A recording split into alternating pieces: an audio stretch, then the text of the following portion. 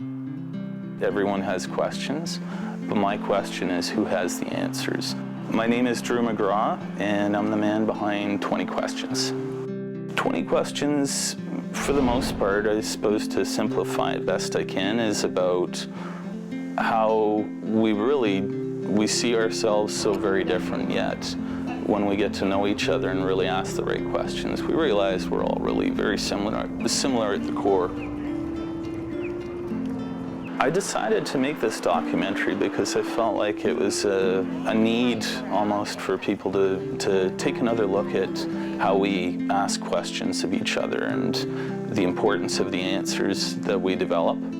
I believe that we spend too much time asking questions that don't really lead us to any real knowledge of the people we're asking.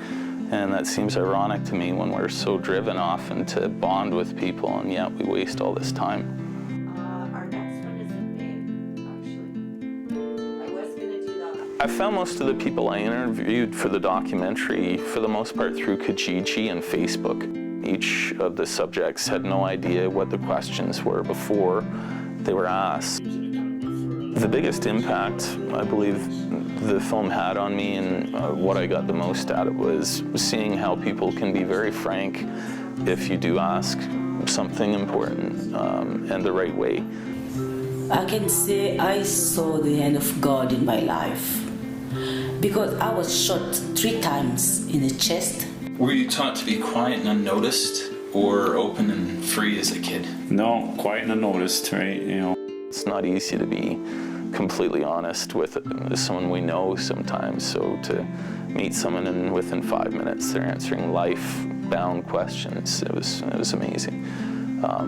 And yeah, it really touched me. There are a lot of tears.